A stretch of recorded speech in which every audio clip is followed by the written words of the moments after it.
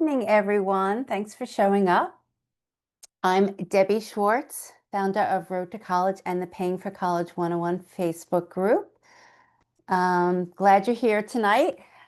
So let me just go through a little bit of housekeeping before we delve into tonight's topic. This is actually technically a Zoom meeting versus a webinar. And the only reason I say that is everybody has come in muted, but you can actually unmute yourself if you really want to ask a question. People do that all the time, so it's not unusual. But if you don't have anything you want to ask, please keep it muted so that way we don't hear any background noises. You can turn on your video, which a few people have already done, so it's always nice to see people's faces as we do these presentations.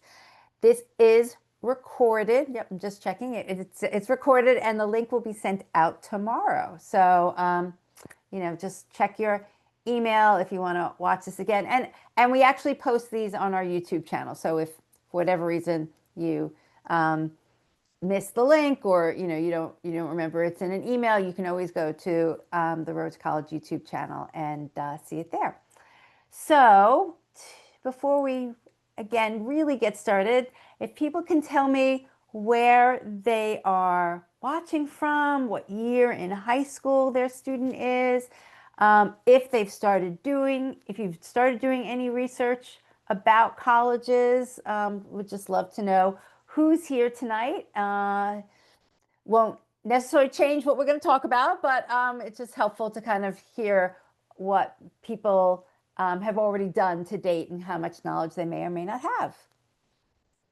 So, and honestly, to tell you the truth, I expect that most of the people tonight are probably juniors, and or their families with high school juniors, and I think it's a great time to be starting and learning about this process. It takes a while to kind of put your arms around it. It's actually, I don't really think it's that difficult.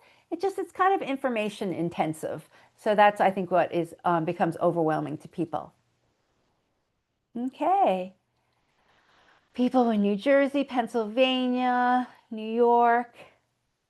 Good, just starting with lists and tours. Again, I think the earlier you start, the easier it is to kind of absorb the information. And then kind of by the time summer of between junior and senior year comes along, when things really need to get started and working, this will all be kind of second nature to you.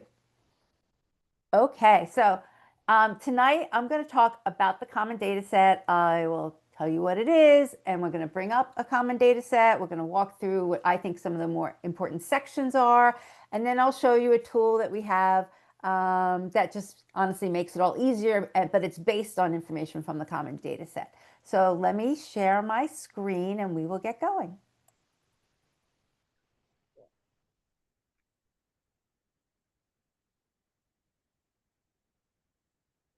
Okay.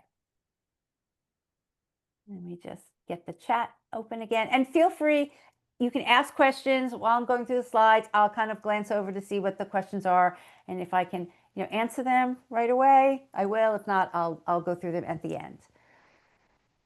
So how about to just get started? Have you looked at a common data set? Do you know like anything about the common data set? Would love to know how many people have actually looked at one? No? Okay. So tonight I'm going to talk to you about the common data set. We'll review some of the sections. We'll go over some of the important data. I'll show you a tool, and then of course I will answer questions. So honestly, a lot of people don't know about the common data set initially, but then kind of sometime usually in the middle of junior year, you start to hear about it.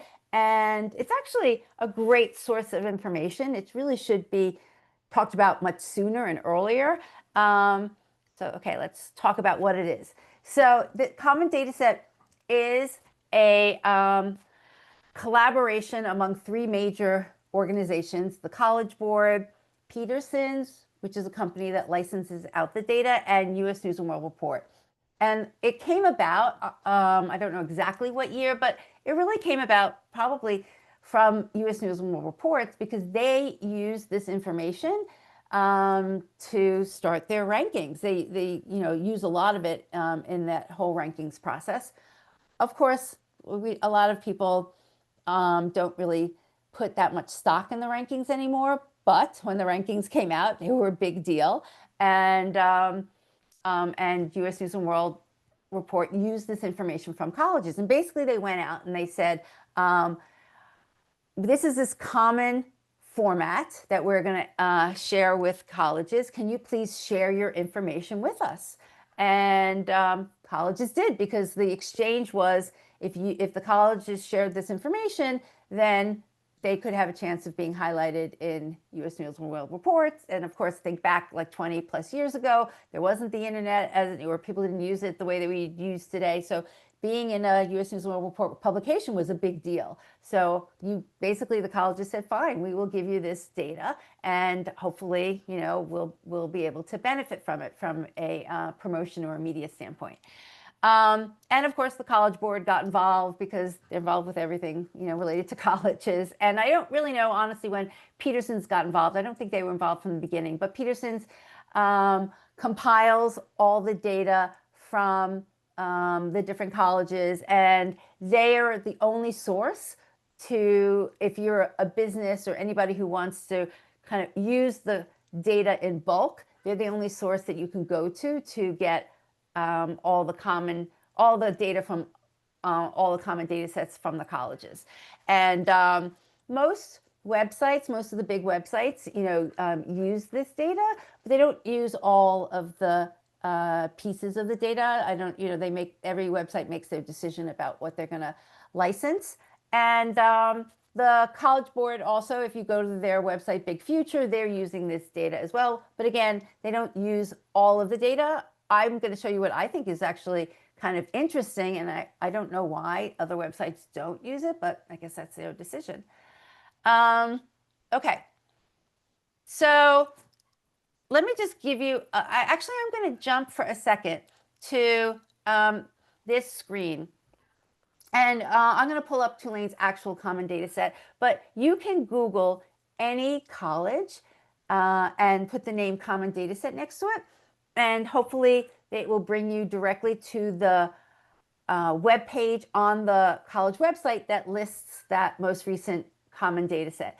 And most colleges then also show you, they usually have an archive. So they'll show you like the last 10 years of the common data set.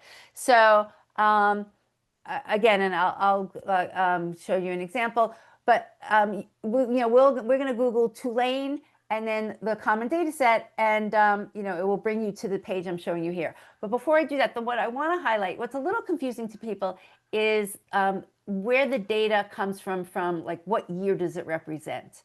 So the most common data set right now is called the 2024-2025 common data set. And what that represents, the 2024-25, is the academic year that common data set represents. So, and that is going to be the most recent. So just to think about and kind of, again, like explain how the data is compiled and collected by colleges. There's an office at most colleges called the Office of Institutional Research, and they are responsible for gathering this data. And the data is based on the students who enrolled at the beginning of that academic year. So again, for this most recent example, 2024-25, this data is based on the students who enrolled in the fall of 2024. So again, just think about the timing. Students enroll. It takes a while for like the campus to get going, right? And then by the time the Office of Institutional Research starts to ask the various departments what their data is, because they're basically compiling it for the individual college. So this all takes a few months. So we're in November now. My guess is that the Office of Institutional Research is actually just starting to ask their individual departments at the college what their information is, to kind of bring it back to that office, so that office can compile it. And that college generally doesn't publish their latest common data set information until, honestly, on the early side, until like March of the academic year. So I'm just, again, giving you relevance. to what the data represents. It's still good information, but it's not going to be like, it doesn't represent the students who just enrolled. It's just impossible to be that quick to get that information together. Okay. So the reason why I shared that information about timing is another major source of data about colleges comes from the government, and it's called IPEDS. And if you've ever gone to a website called College Navigator, which is a government website, or even the College Scorecard, it is based on the data from IPEDS, which also is data that's directly from colleges. So a few things about IPEDS. It tends to have a little bit longer of a lag time than the common data set, just because you're dealing with the government. And so by the time the government gets the data, they clean it, they do whatever they want to it. It usually could be a 12 or 18 month time, a lag time between what the data represents. I got to be honest with you, this is a big question up in the air about how much will IPEDS be supported going forward? We all know the Department of Education has been gutted. The people in this area who manage the data has been dramatically cut. I can't tell you, honestly, when the next time this data will be updated and how much we can rely on it. So that's just something to keep in the back of your head. But thank goodness we still have the common data set information, and that has nothing to do with government data. So as long as the colleges are publishing that, which they tend to, there's a lot of pressure to publish it. That's good information. I say that there's a few colleges, for whatever reason, do not publish their common data set. There's no legal requirement that a college has to share this information publicly, but 98% of colleges do. There are just a handful that don't. Maybe they just don't want to reveal their true numbers. It's hard to say. If you guys follow Ron Lieber, he's the financial journalist or money head of the money column at the New York Times. He has put a lot of pressure on some of these colleges who don't publish their common data set. And he's gotten, I think I'm going to say there's maybe like 8 of them. He's gotten a few of them to publish it publicly. So just want you to know that you might run into like a few that just don't share it publicly. The other kind of con about the common data set, but actually, and this applies even to the government data, is that nobody checks anything for accuracy. I don't know what to say. I mean, there's just we have to take the word that from the college that what they're sharing with us is, their most accurate data. But no, there are no checks on the data. They just can't. There's just not enough manpower to do that. But so I say that because once in a while there might be some mistakes, not intentional. It could be that something got transposed. It could be that the person responsible for the data was confused about really needed to be reported there. So if you see something that just doesn't make sense, and actually, and I'll show you in the database that we have, there are numbers that just end up to be negative, and that they're wrong, and it's because, but we're using the data that the college gave us. If that's the case, I would just, and this is a college you're very interested in, I would go to the college and ask them directly, like, this isn't accurate on your common data set. Can you look into it? Is this something that can be looked at and corrected? And I think that's it before I delve into an example. So somebody says, do you know which colleges do not publish to the common data set? It used to be here. Let's look. Let's find the article, because Ron, and we do a lot with Ron, recently published it in the New York Times.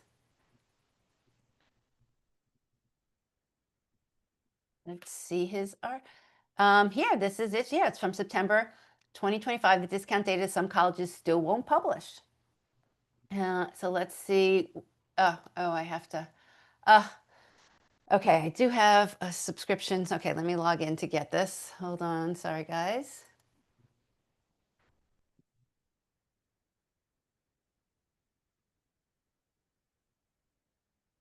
Okay, this is going to take longer than I thought.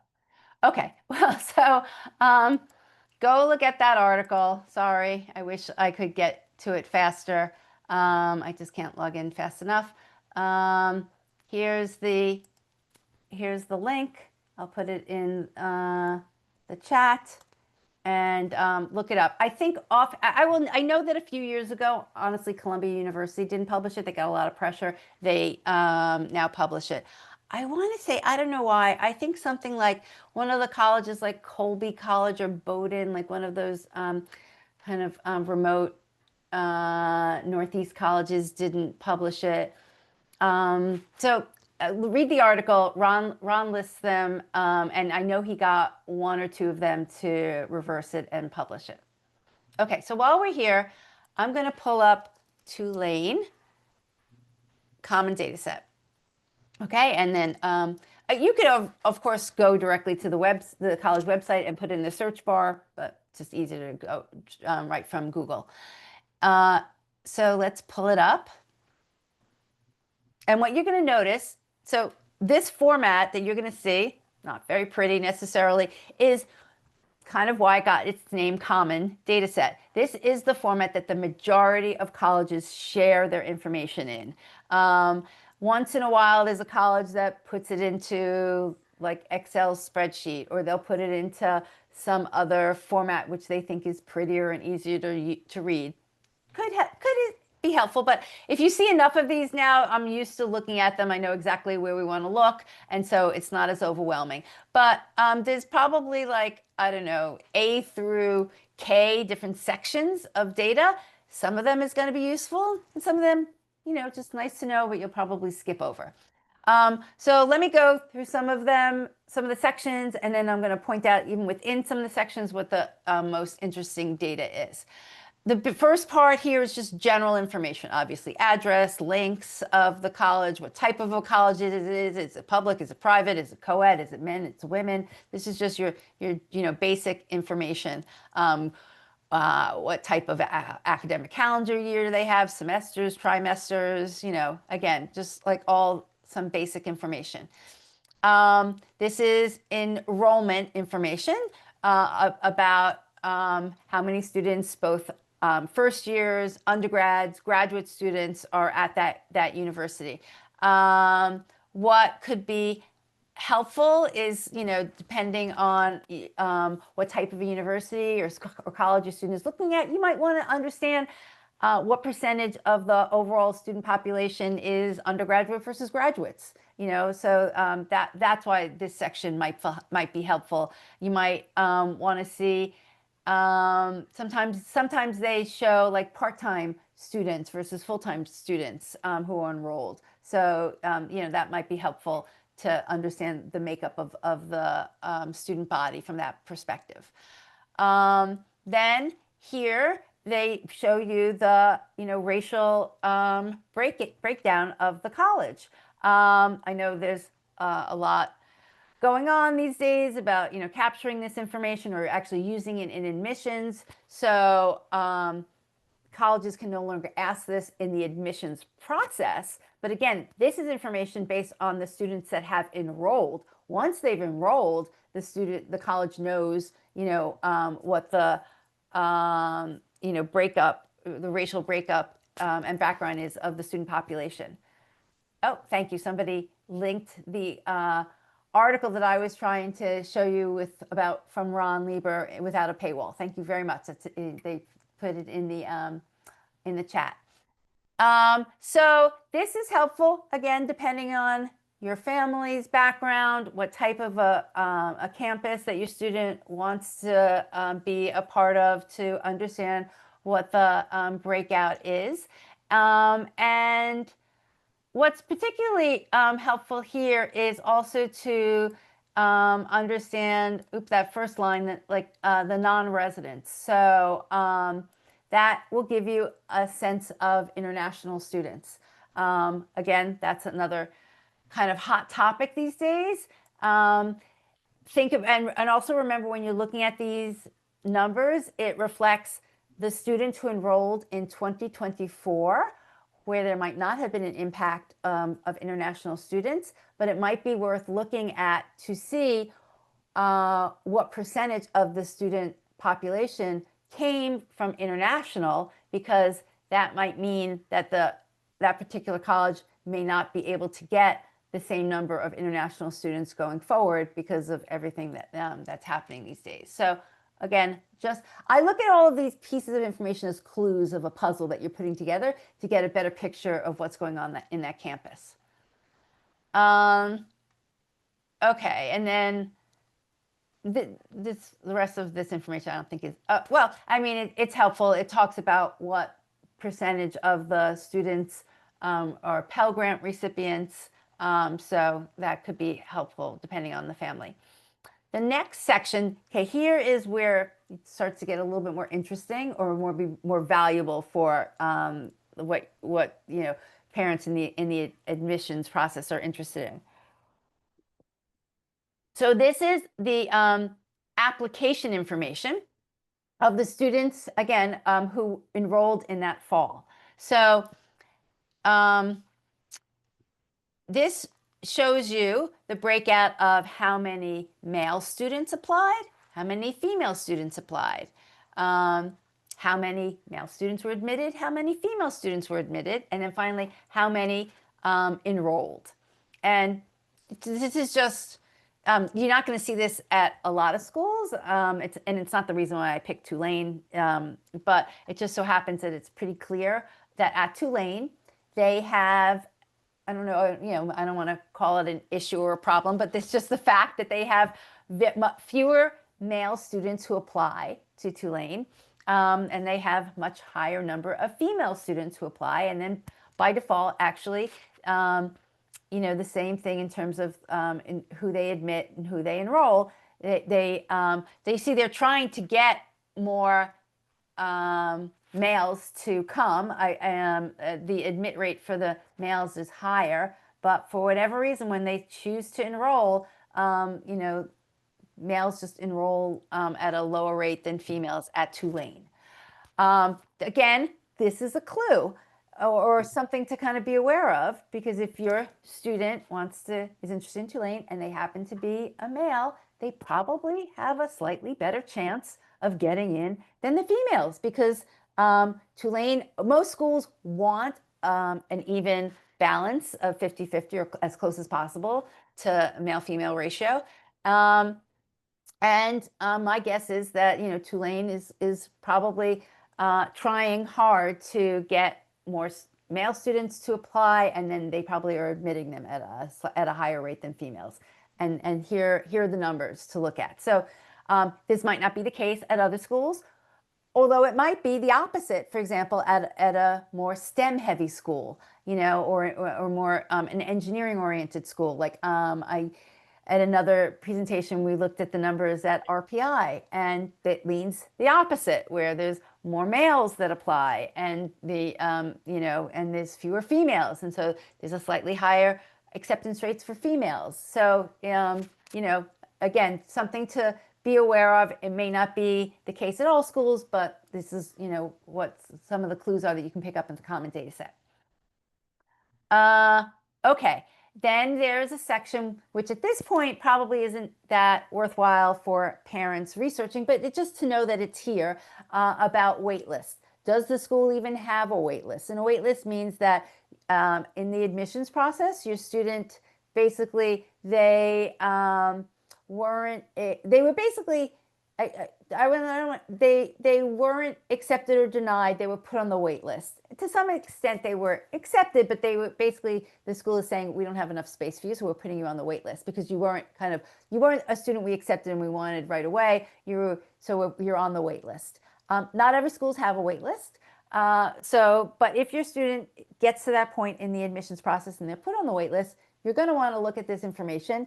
It's not predictive of every year, but you at least get a sense of how you can look back at several years of the common data set for Tulane, and you can see, do they always use a wait list? Like, and what percentage of the students do they put to a wait list? And then, how many students do ever get off the wait list? So again, information that you should know is here. At some point, you might need to use it, but probably not in the actual research phase of deciding where your student applies. Okay. Then this is basic information, which is kind of similar for most schools, but what high school credits that your student has to have taken that are required to apply. What's helpful here is there's always this question about the foreign language. How many years of a foreign language does a student need? Sometimes students want to get away with 2 years of foreign language. A certain level of college is requiring 3 years of a foreign language. So if there's any question about that, here's where you can come look for it. Oh, so somebody's asking, can you refuse to be put on a wait list? Absolutely. Actually, I should have explained that better. So when they get their response about whether they're accepted, denied, or waitlisted, they will be told they are waitlisted, and then they will be asked, do you want to go to the wait list? Do you want us to put your name on the wait list or not? And at that point, maybe the student has other options, and they could just say flat out, that's okay, I don't want to go to the wait list. So basically they're saying, goodbye to that school, I've got other options. So yes, you have a choice.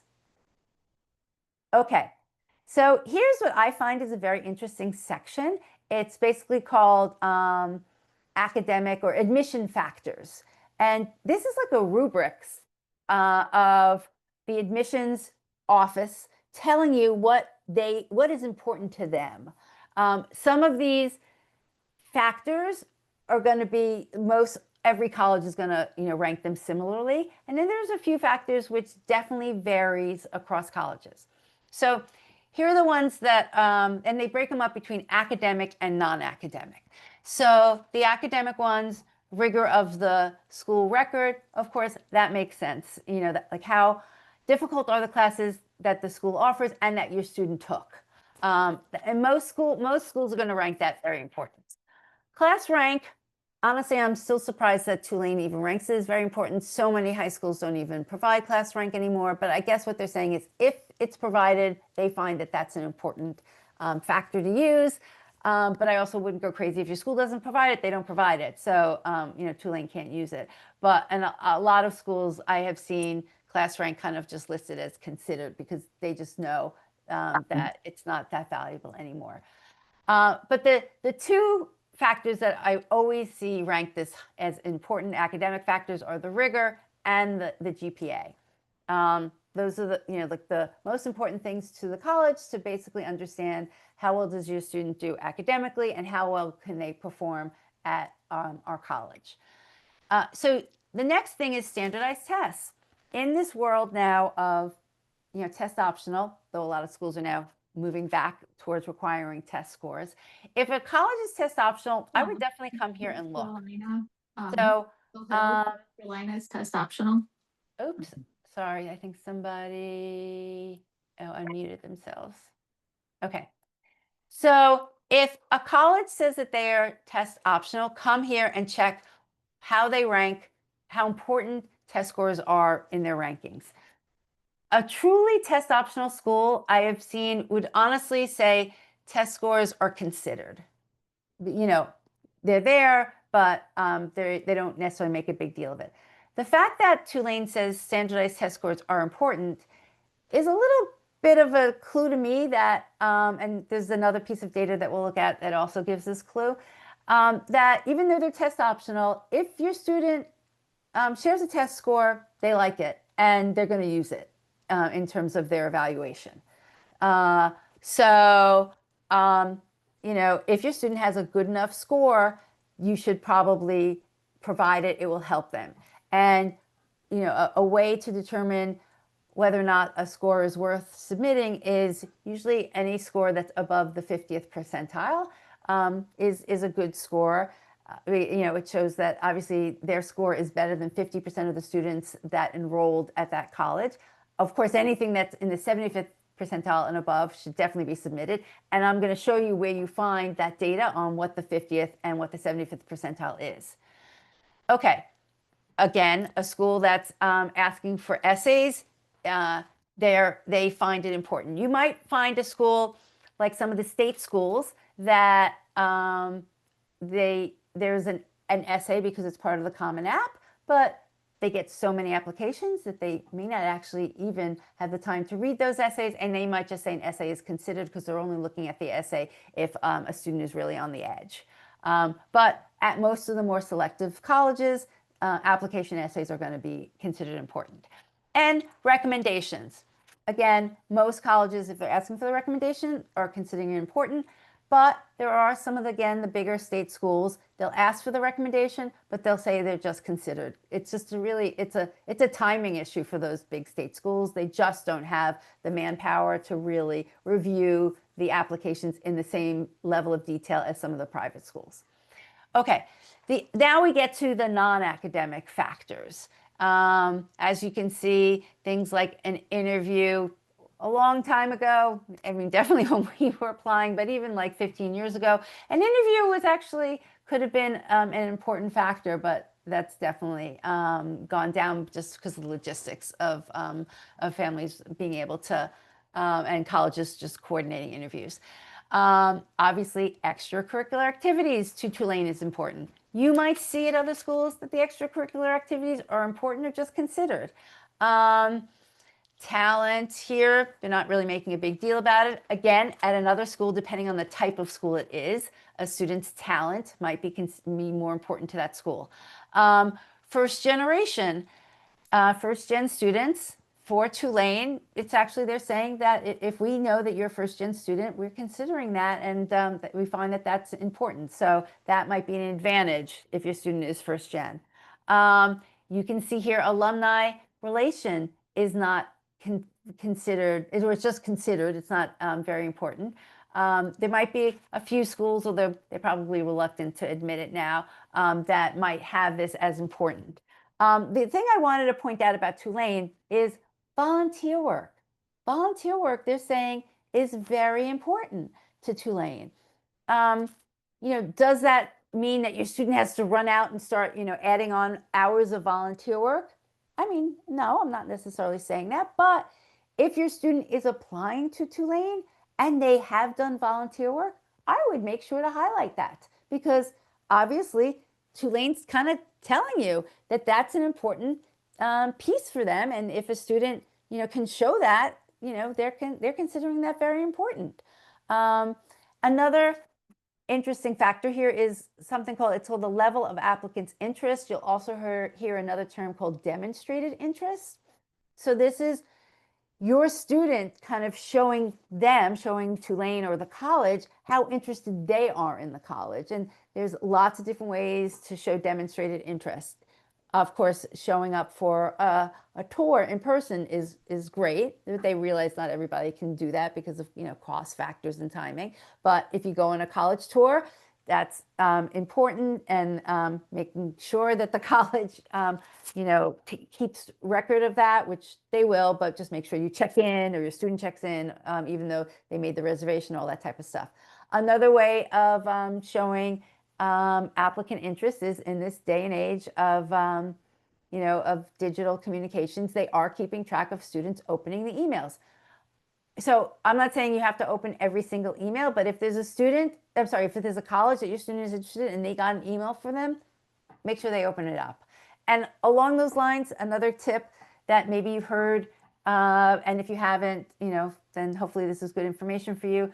Please create a separate email address that your student uses for all of this communication with colleges. It can be, whatever, John Smith College 2020, what year are you guys going to be?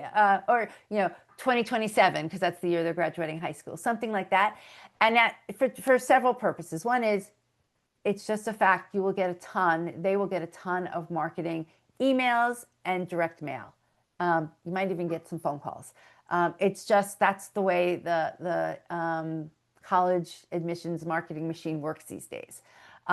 So, better off like to kind of put it into a separate inbox so it doesn't overwhelm whatever the student's normal email address is. The second thing is if you create this separate Gmail account, I would recommend that it be a joint account that you and your student both have access to, and they are okay with you looking into it. There might be something that your student overlooks that's important. So it's always good to have multiple eyes on what the colleges are sending. The college could send your student a special invitation to fill out a scholarship. They could be sending them an invitation to attend a special event, and your student just doesn't look at the inbox, or they miss the email. So that's another reason. Opening email addresses for the colleges your student are interested in is another way of showing demonstrated interest. Sending an email to or finding out who the rep is of the college rep that you for your student, their high school, their region. If your student has a question, it can be also somewhat, doesn't have to be a very, very involved question, but just that they're reaching out to the college and asking their question shows a level of interest. I think that's actually a really nice way of making a connection with the regional rep, who is probably the person who's going to review your student's application. And then another final way is, of course, show up.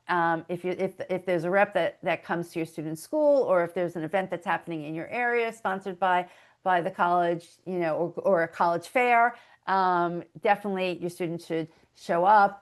Also make contact with the colleges that they're interested in, and make sure that they are recognized or signed in that they've connected with somebody.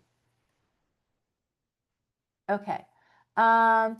Somebody's asking, geographic residence versus the state residency. Okay, yeah. So, to talk about those two line items as a factor of admission. So, in this case, basically, Tulane is saying, they consider it where your student, what state of residence they're from. Some schools, obviously, if they are certain state schools, state universities are mandated that they have to have a certain percentage of in-state residents. So, if your student is applying as an out-of-state student, as an out-of-state student to a state school in a different state, definitely try and see if you can find out if there are any mandates or what the population is between in-state versus out-of-state, because that can really impact their likelihood of getting admitted. And honestly, just as colleges are looking for diversity in social economic, households and racial diversity, they are also looking for, geographic diversity. So there might be a college, and I don't know one offhand, that actually might have geographic residence as something important, because they want to make sure that they are pulling from different parts of the country. So obviously this just shows that Tulane is looking at that, and they are considering it. It's not as important as these other factors, but it's definitely part of the consideration set that they're looking at when they're looking at an application. Wondering that the test score is less important than the GPA. It doesn't mean that the student should prioritize an inflated GPA. That's a good question. I'm assuming you're meaning like, some high schools, the way they calculate GPA, and if they add on, different weighting depending on the type of class your student takes.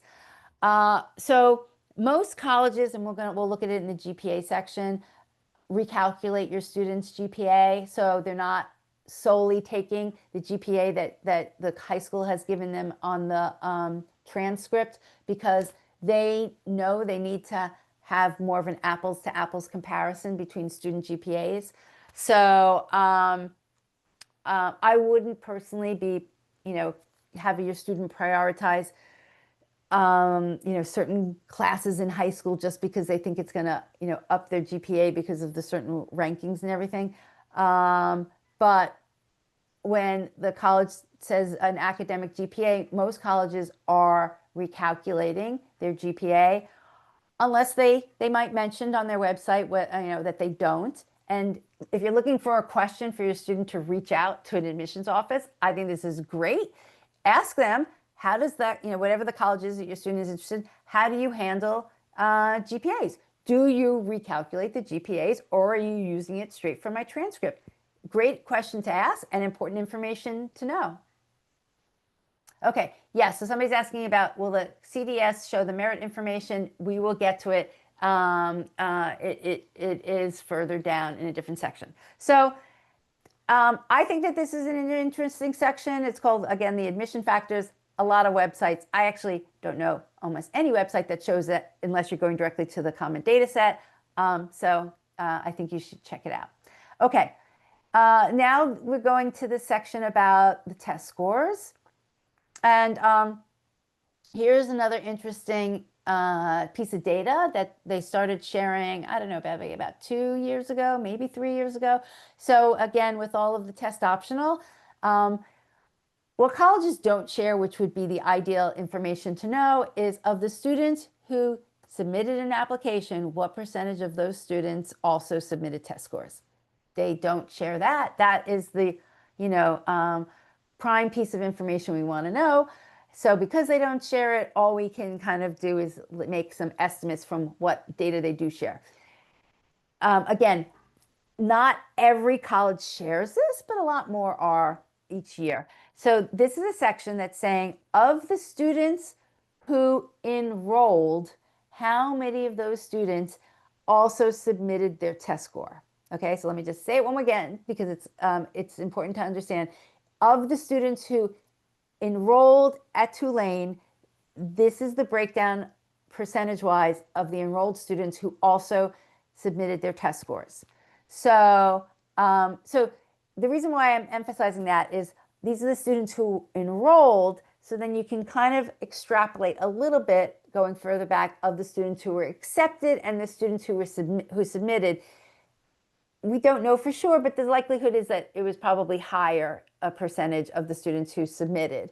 But so, for example, of the students who enrolled, 13% of them also submitted their SAT scores. Of the students who enrolled, 28% submitted their ACT scores. So, this is kind of like average. There are definitely schools I have seen where these numbers are in the 50th percentile, the 50th percentage. So a school where the enrolled students, 50% of them, submitted a test score. Well, then you can only imagine that there was a higher percentage, most likely, that actually, submitted it when they applied. So again, I would say for Tulane, they're considering test scores important. This looks like about the average number of students who actually apply also submit their test scores. If your student has a test score that's 50% or above, in the 50th percentile above, I would definitely submit it, and I think it would help them. Okay, somebody's asking, jumping back a little bit, is the meaning of first generation regarding parents earning a college degree or parents who came from another country? If they earned a college degree, it doesn't have to have been in this country. So if you're a parent who earned a degree in another country, your student would not be considered first generation here. Okay, continuing on. Here's the breakout. I was talking about the percentiles. Here's where you can find 25th, 50th, 75th percentile for both SAT and ACT. So this is important because of what I already discussed. If your student has a score that's a 50th percentile or above, probably they should feel comfortable submitting their test score. But why this is also really important is to understand the 75th percentile. And this goes back to the person who's starting to ask about merit scholarships. So merit scholarships, most colleges use it to a little bit, to be honest, as a marketing tool. And what the tool is that they're using is they're trying to attract a stronger academic student. And they're saying, we know you're a strong student. We want you to come to our school. And because of that, we're going to offer you kind of these scholarships. And the way that they determine that you're stronger or a stronger academic student compared to the students that they already accept is if you have test scores that are at the 75th and higher percentile. So that's why it's really important to know what that 75th percentile is. Again, I got to tell you, I don't know why a lot of websites don't show that number. They'll show the 50th percentile, they'll show the average, but if you're looking for merit scholarships and if you are chasing merit, as the phrase goes, you want your student to apply to a college that offers merit scholarships, and we're going to look at the data that shows where you can make sure and figure that out, and that your student is in the 75th percentile or higher, because then their likelihood of getting merit is very high. And then, obviously, if they're applying to a school that's offering merit, like ding, ding, ding, these things are all aligning. They should be getting that money, and that's going to be how you can reduce your costs of that college. Okay, so these SAT, ACT ranges, very important. They're in the common data set. Let's keep going. So Tulane actually shows you their GPA breakdown. This is great. They'll also show you the average GPA, 3.7. Percentage of most students are submitting a GPA, so obviously you can see that 99% have submitted it. This is really helpful to see, this breakout of GPA. For whatever, actually, most colleges, I will say that I would say less than 50% of the colleges share this GPA information, which is very frustrating, because what's so frustrating is we just looked at the section on the admission factors where the colleges are telling you that that's an important factor that they're looking at, but then they don't give you much data around it. So it's a frustrating thing. I've spoken to a few admissions people about this, and they said that the reason why they don't always share this isn't because they want to hide anything. It's because just logistics. They don't have time to normalize like a scale across all the GPAs that they get, and share the information, because they basically are doing all these recalculations, and then they don't have time to kind of like put it into this format. That's the answer I got. I can understand, obviously, the ACT, SAT does that for them. They know that they're all standardized. That's why it's easy to share. But so whether we believe that or not, that's the information I've gotten for why a lot of colleges don't share this. But this is helpful. Actually, this is the first time I'm really paying attention. This is the first column is the percent of students who submitted scores and what their GPA was. And this is the percent of students who did not submit their scores and what their GPA was. So you can see that the students who submit their scores, besides having good scores, they probably feel confident about, because it's, they're probably above the 50th percentile, are also stronger students GPA wise. Because that's what they're telling us here. So this is, again, if the college is sharing this information, I would definitely look at it and try and use it to your best advantage. My guess is so it's not clear here. Let's see, percentage of all. So yes, so this is based on recalculated GPA, because it's on a 4.0 scale. So the only way that the colleges can share this, because we know so many high schools share GPAs that are beyond 4.0, is if the college has recalculated all of the GPAs. Yes, so it is based on a recalculation. Okay, let's keep going. Then there's information on just different application dates. You can find this information in a lot of other places, but if you're looking on the common data set, you can look at it here. Let's keep going. It also kind of highlights, does the school have an early decision plan? These are all the different deadlines that are out these days. It's become a lot. So there's something called direct admission, which probably Tulane is not a part of, but there's schools these days that if your student submits just their profile information, they don't have to submit a application per se, on websites like Niche or if when they start to fill out the common data set, I'm sorry, they start to fill out the common app.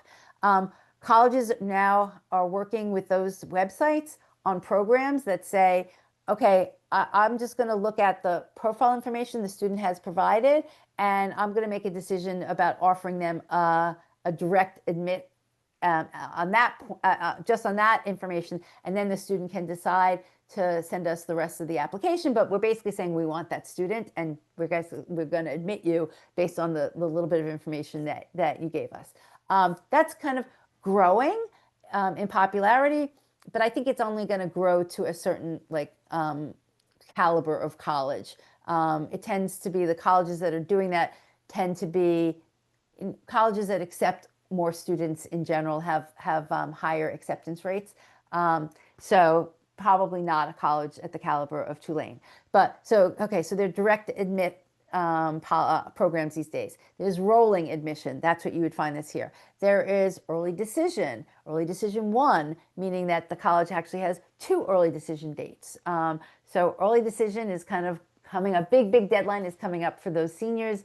November 1st is a big deadline. November 15th is a big deadline for early decision 1. Not every college has an early decision 2 deadline, which might be like January 1st or January 15th, but but a fair number of colleges are adding that or might already have it. So that's 2 different early decision deadline possibilities. Then there's just early admission, where again, November 1st tends to be a big deadline for that, November 15th.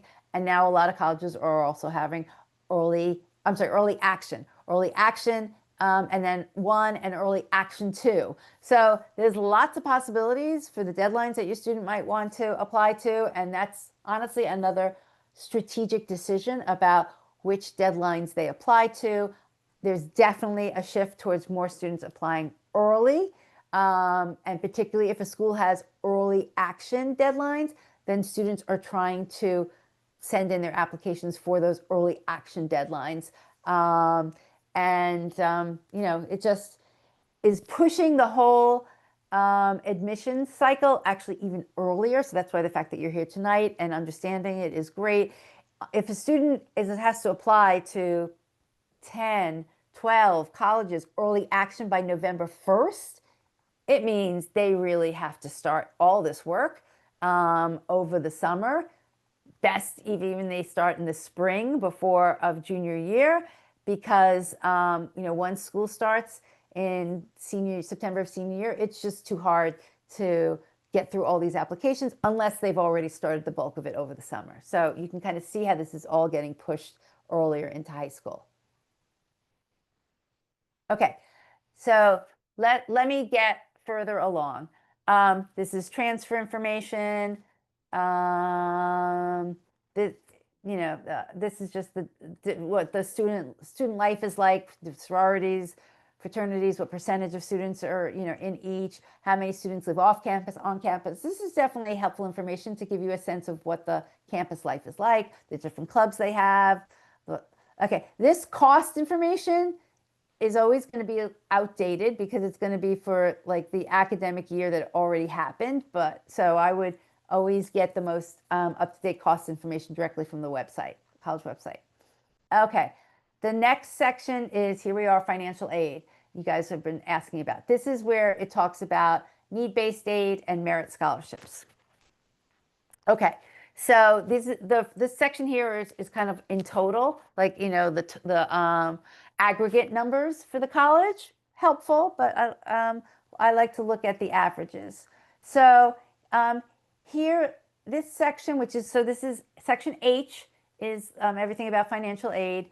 The first line says number of degree. This is number of students who were enrolled that year. So that number should match kind of the top.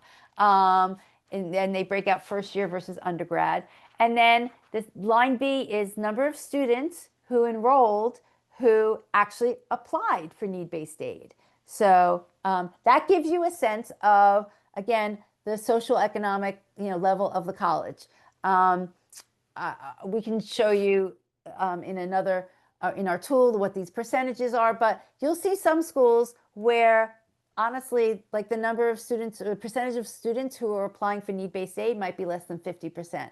That means that 50% of the school, of the students there, didn't even apply for need-based aid because their parents either felt that they could pay for it in full, or maybe they were getting merit scholarships and they could pay for it that way. But again, so this gives you a sense of what the student body is like.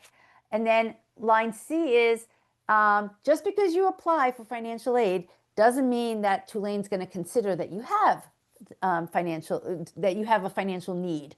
So line C is what percentage of the students who applied actually Tulane decided had financial need. And then line D is of the students who had financial need, how many actually got awarded financial aid. Usually line C and D are the same. I don't know why this is off by a student, but they're very close. If you've been determined to have financial need, it's likely that the college will give you something. But here's the other important line is line I. On average, what percentage of the need was met of the students? So what percentage did Tulane might have determined that you had a financial need of 30,000. Just because, again, they determine you have that need, it doesn't mean that they're going to cover that full need. Tulane's going to cover close to 96% of it, which is pretty generous. There are definitely schools that you'll see that they'll say, we'll cover 30% of it, we'll cover 50% of it. A school is not obligated to cover 100% of your need. So this is where you need to look for that information. The more generous need-based colleges, like all the Ivies, all the near Ivies, will cover 100% of your students' need, but of course they are much more difficult to get into. So this is need-based aid. Okay, next section is merit. So this is section H2. First line, number of students in line A. Line A was the number of students who were enrolled. How many students who enrolled did not have financial need? So for Tulane, it's 416.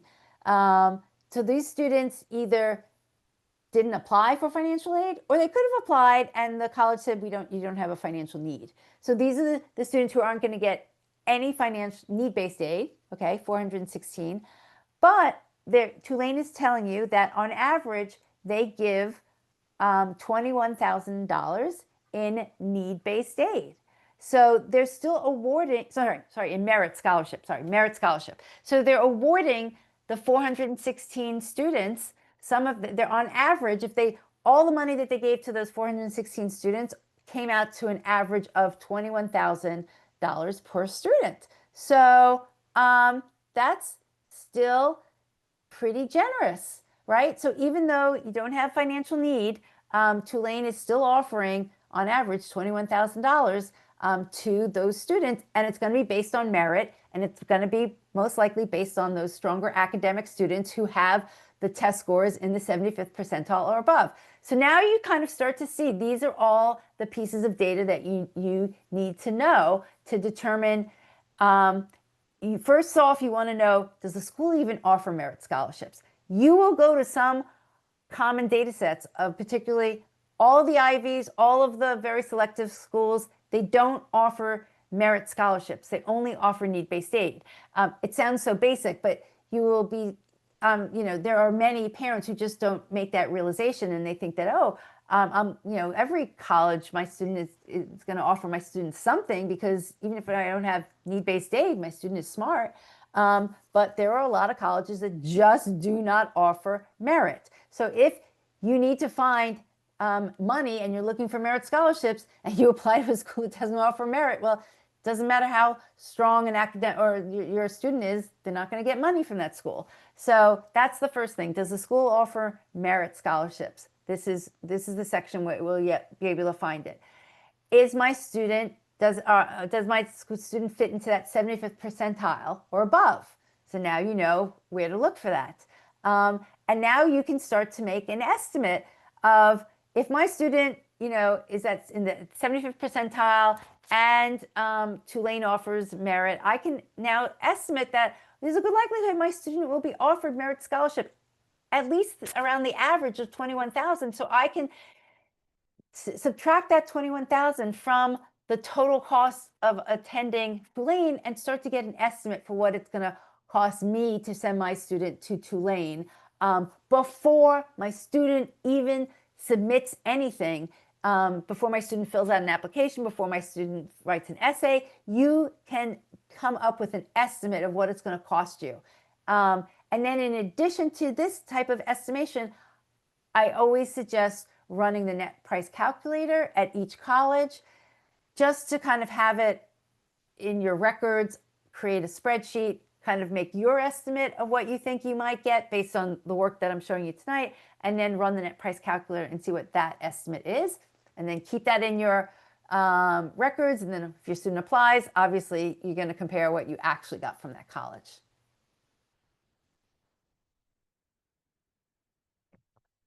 Okay. So somebody's saying, what's the best way to find colleges that offer merit scholarships and need-based aid? You have to look at the common data set. You have to look at the information that I'm showing you tonight to find those colleges. So, but here's what's a little frustrating is that we picked Tulane, right, and went to its website and looked at the common data set to find this information. But what if I don't know that my student is even interested in Tulane? Like, what if all I know is, as this person is asking, I need to find colleges that offer merit scholarships, and it's kind of like, I don't know what's out there, right? So let me show you, honestly, this is why we created the tool that we did, is because I thought that all this information in the common data set is great. Why isn't it more easily accessible? Because I want to do what I call that, that backwards like filtering. I want to just say, this is my student. My student has, these test scores. And, I'm looking for schools that offer merit to a student like my student, in the Northeast, something like that. Show me those schools. And so let me show you. Our tool is called insights.roadtocollege.com. Oh, I guess I was already logged in. But here, I'll just log out so you can see so if you typed in insights.roadtocollege.com, this is what you would come to. I'm not going to go through the login process, but if you can create a free account. We ask you some data to fill out just so that we know a little bit about you, and then you can get a test run of the tool. But I'm just going to log straight in.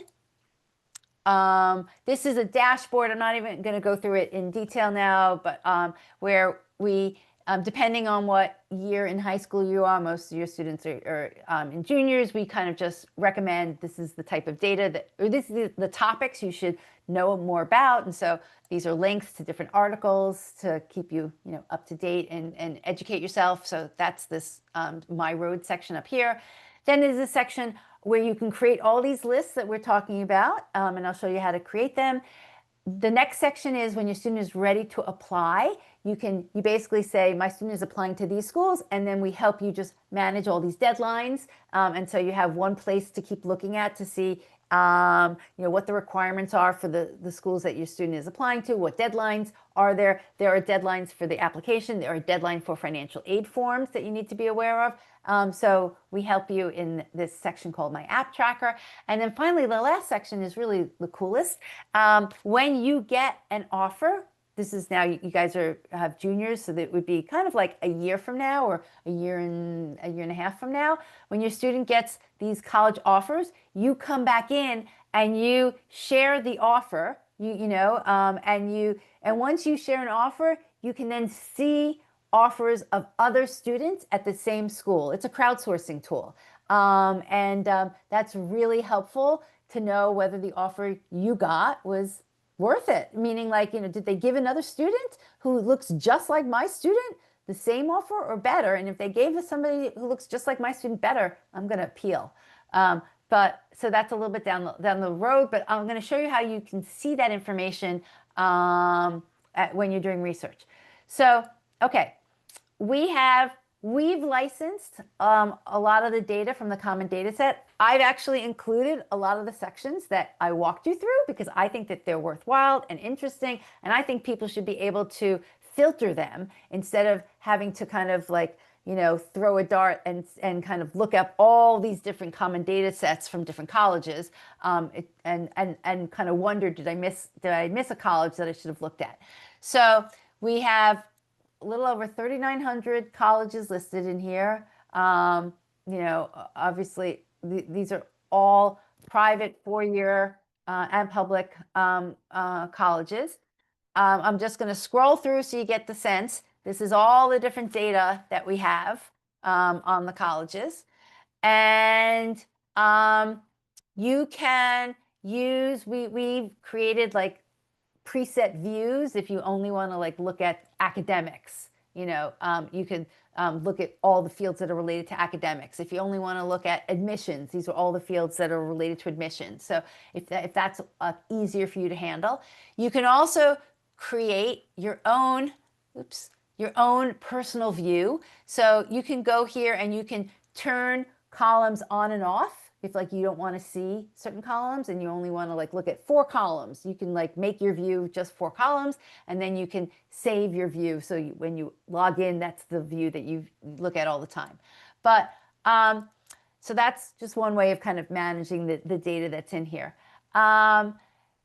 If you look at filters, you can now filter through any of the columns of data that we have.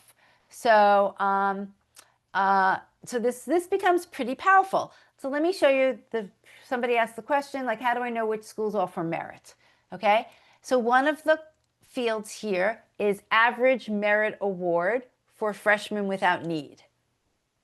Okay, so I'm going to select that and I'm going to say, show me all the schools, I'll just make it up, that have an average merit award greater than or equal to, I could say $1,000, but I'm going to say $5,000 because I think anything less than 5,000 isn't really worth it. Okay, so this is just one quick, easy filter. So now you can see the result down here. We went from 3,900 colleges. Remember I said not everybody offers merit. Now we're down to 993 colleges that offer an average merit of $5,000 or more. Okay, so you've just, if you need to find colleges that offer merit, you've just kind of like wiped away, which is okay, 3,000 colleges, but now you can focus on the colleges that offer merit. Okay, now, but let's go further. But you don't know, are these colleges, are they colleges that are going to offer your student merit? We don't know yet. So now we're going to add to that filter, and we're going to say, here, 75th percentile. So let's say my student got an SAT score of 1,300. Now I want to find the school where the 1,300 is the 75th percentile, because we know that that's going to make them appear like, stronger compared to the other students at that school. So I want to find the school where the 75th percentile is, I thought they had, oh, it's between. Let's just do a between. I'm going to say, if my student got 1,300, I'm just going to say like 1,275 to 1,350. Because I just want to see what those schools are. Okay, and I still have my other filter, which I know it's on here, that average merit is greater than 5,000. But so now I've got 2 filters. And you can see, I know it's probably small on my shared screen, but you can see in this little line, it says active filters. You can kind of always see what you've chosen. So now I've gone from, wow, look how quickly the numbers change. I've gone from 993, I think it was, colleges that offer merit to 154 of those colleges which offer merit but are the range where my student is in the 75th percentile. So this just really helps you to narrow down, what are all the schools are out there that might offer my student merit. Now I would go a little bit deeper and say, okay, are there locations that my student is interested in or not? And I would start applying those filters. Actually, what I would also do is I would go to the column that has the merit. Okay, it is here's the average merit award for freshmen without need. Let's sort that column. Let's see what the numbers are. Oops, let's go in the other direction. Okay, so you can see these top colleges, Goucher College, Washington College, that the merit range is pretty significant. So they're giving average merit of 40,000, 38,000, 39,000. And what we've also done is, you see this next column says the net cost after average merit award. We also, I mean, it's important to know how much merit the college is offering. It's also, though, important to know what the net is, right? I mean, if a college could be offering 40,000, but if their cost of attendance is 100,000, my net's still 60, which is, might not, it's still not within my budget. So I want to know what my net cost is after the merit award. And so we've calculated that for you. And that's actually another field that you can filter on. And that might be a way to really narrow down if you have a certain budget that you're trying to stay within. So, and then here's the other interesting column. It's this one that says freshmen without need who receive merit aid, right? Here, let me go back to this. Let me sort this other column the way I had it before. So here's where it says what percentage of the students who don't have need are getting merit. So kind of interesting numbers here, and they're all over the board. The first college, 100% of the students who don't have need, this college is giving merit. They're clearly using this as a marketing tool, but they're also using it as a way to honestly kind of, they want to have a certain sticker price, but they know that not everybody's going to pay that sticker price. So, looks like their sticker price is like $75,000 is their cost of attendance. But if you don't have need, they know you're not going to pay the $75,000, so they're still going to give you a hefty scholarship to make it a more affordable college. So I would say, honestly, they're playing a little bit of a pricing game. But unless you knew these numbers, you wouldn't understand what the pricing game is. Here's a school down, Jacksonville University. They're giving merit, but they're only giving it to 44% of the students who don't have need. So these are the numbers that are important to look at and give you a much better clue as to the philosophy of the college, whether as it relates to need-based aid and merit, and how they're actually giving out their money. Let me just show you another section. Let me just clear these filters. So another section which I find interesting for admissions, let's jump to admission, is we break out, there's what we call the overall admission rate, right? So that's the number when you factor in all of the different deadlines that students apply to. So early decision deadline, early action deadline, if you put them all together, this is the overall admit rate. If we just looked at number of students who applied and number of students who got admitted, regardless of what deadline they applied to, that's what this number is. But if a school has early decision, and actually let's filter by that, because that's another filter you can do. Let's filter the schools that have early decision. You want to know a few things, right? Let's look at kind of these early decision rates. So, of course, more of the elite schools have early decision. So Columbia just seems to come to the top. So Columbia has an overall admit rate of 4%, obviously kind of crazy numbers, but early decision, they're taking 13%. Still difficult, but you can see that there's definitely an advantage if your student wants to apply early decision and you can afford it. There's definitely an advantage. And here's the other important number to look at is what percentage of the class are they filling early decision? So Columbia is filling over 50% of their class early decision. That means by the time the students are applying regular decision, there's more students because there's more applications regular decision, they're applying to fewer spots because they've already committed 50% of the class. So by the time regular decision comes along, there's only 50% spots left.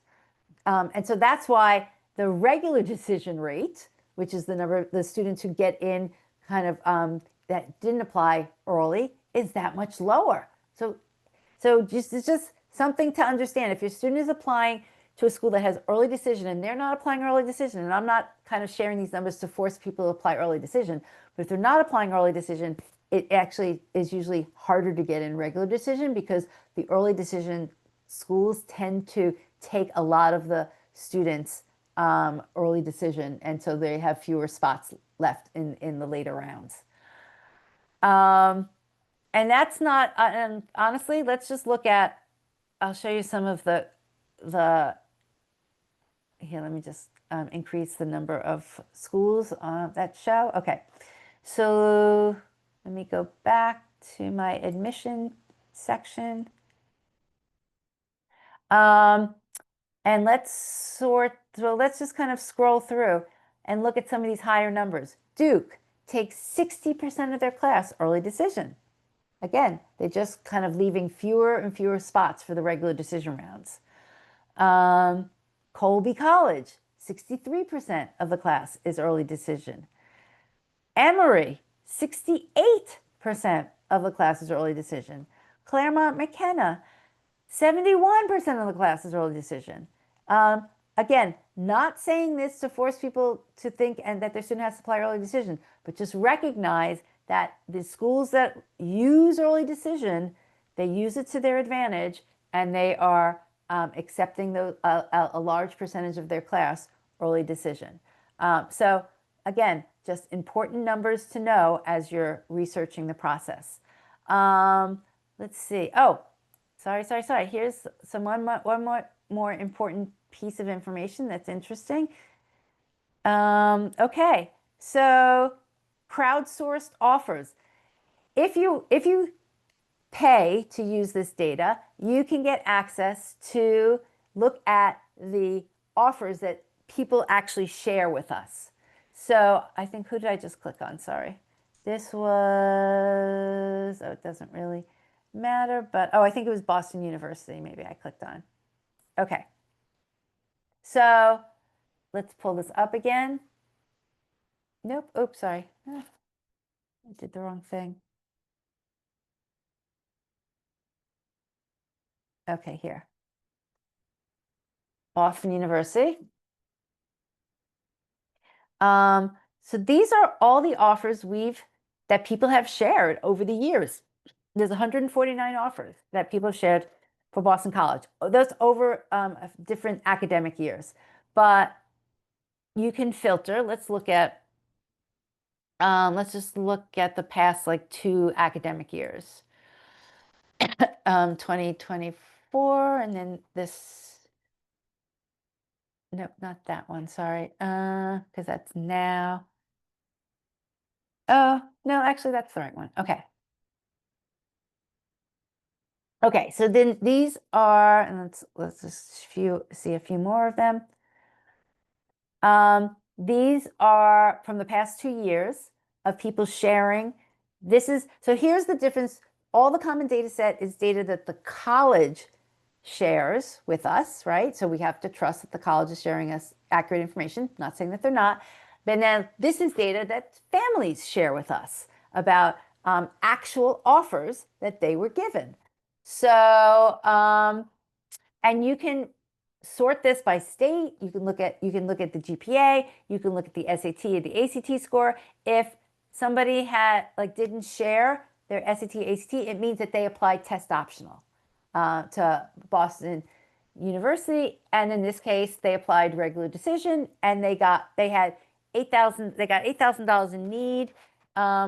So you can see what's interesting. Not that many people are getting merit scholarships at Boston College. And we could probably flip over. Well, actually here, I'm starting to see a few more merit scholarships. So this is where you can kind of look at actual offers of various colleges. We can look at, let's say, University of Virginia.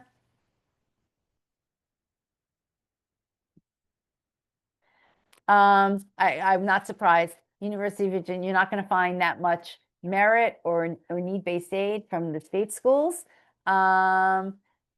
but what might be helpful looking at this data is to look at the SAT or ACT scores and the GPAs of the students who applied and got in. Obviously, we've got a lot of students from Virginia, because Virginia is one of those, UVA is one of those schools that has a mandate as to what percentage of the students have to be accepted from in-state.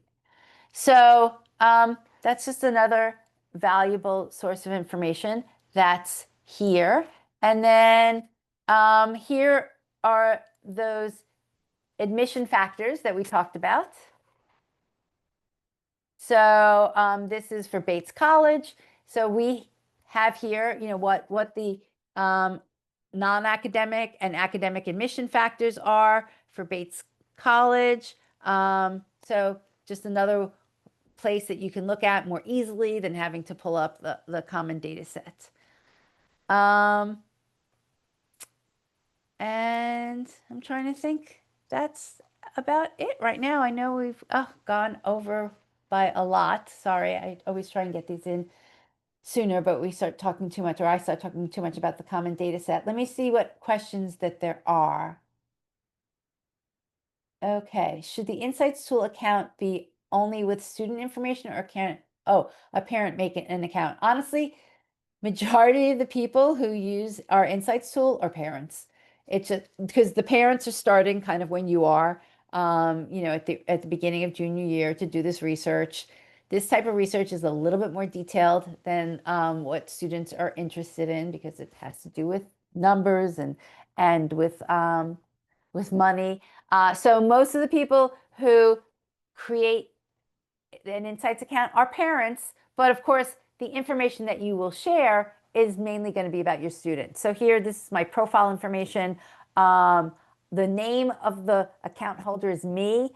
Oh, I didn't actually enter in my student's name, but here's where you would enter in your student's name. And then obviously all the information, the academic information, is related to your student. We ask some financial information, not specifics, because we don't want to know that much detail, but we want to get general ranges of where people might fall. So we're just asking, what's your general range of your household income, what type of a budget you might have for college, and if you've done your student aid index, and I'll tell you how you can do that. It's good to put that here as well. And these are not required fields, but they're just helpful for the tool, because if we could, we'll get to the point of sharing back recommendations. So, so hopefully that answers that question. Would you mind sharing? Oh, my contact information? Sure. It's debbie@roadtocollege.com. You can actually also reply to any of the emails that we send out. They usually go to our general inbox, which is support@roadtocollege.com, and I look at that, and other people on my team look at that. So you can always send an email that way as well. Okay, whoops, what other questions? What if the school bases merit on GPA? There are schools that definitely base the merit on the GPA. Hopefully, they would share, if they're going to only base their merit on GPA, I would hope that in the common data set, they're also sharing their GPA distribution. And we have, maybe I didn't want to kind of, maybe I might not have shared that, but we have the GPA information in Insights, but it's only going to be as good as what the academics, what the colleges have shared. So here's all the GPA information. 4.0, all the breakout. What I generally recommend is, even if a student is going to apply test optional, that they honestly, my belief is the students should take the test. They should have a test score, kind of like as something that they can use if they need to. And then you can obviously decide whether they want to at certain schools. But it's good that they take the test and just have the score. And if for whatever reason they don't want to take the test at all, you can use some what they call conversion tables. And here we'll just go find one, convert GPA to SAT score. There's a few websites. Prep Scholar does a good job, and they have tables and say, okay, if your student has a 4.0, then they likely, if they were to, and these are unweighted 4.0s, then if they took the SAT, there's a good chance that they would get in these range, like the 1520 to 1600. So you can use these conversion tables if your student really doesn't want to take a test, and you just have their GPA. But I would encourage them to take the test. They don't have to share it. They don't have to submit it. But A, it's good practice. B, it's good to just have it, because the other thing is colleges are changing their policies, and sometimes they change them at the last minute. I forget which school it was, but there was a school over the summer that went from test optional to test required.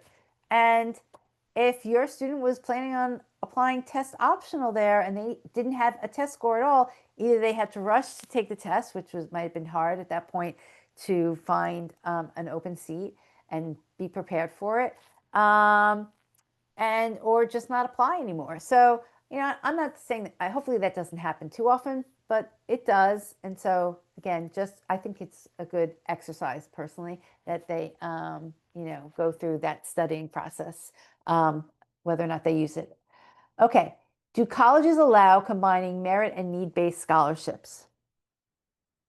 Good question. Some do. It's going to be school by school specific. Actually, the interesting thing is to find out how many schools offer good need-based aid and merit scholarship. It's a small overlap. Usually, the schools fall into the category of they are really good for need-based aid or they're really good for merit. There aren't that many that kind of are really good for both. So that's just a harder school to find that is going to give both good need-based aid and merit scholarships. Somebody's saying, I assume this data on your site is based on the common data set from the 23-24 year. When do you update this data from the following year? Actually, our data is the most recent data that I showed you, which was from the academic year 2024-2025. So this is the most, it's from this common data set year, 2024-2025. We update it in August each year, because that's when the data that we license, which is from Peterson's, they tend to have most of the common data set information updated from a large percentage of colleges. So August is a big time of year when a lot of college data sets or a lot of college websites that allow searching usually update their data.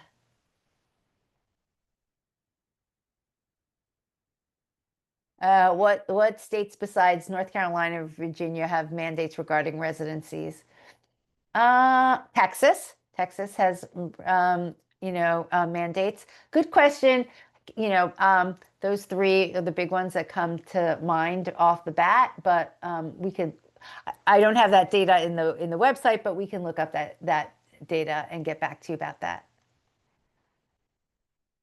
Okay, is there a general definition of what qualifies as need-based aid? I think I have need, but FAFSA and schools may not agree. Oh, isn't that the way the majority of us feel, right?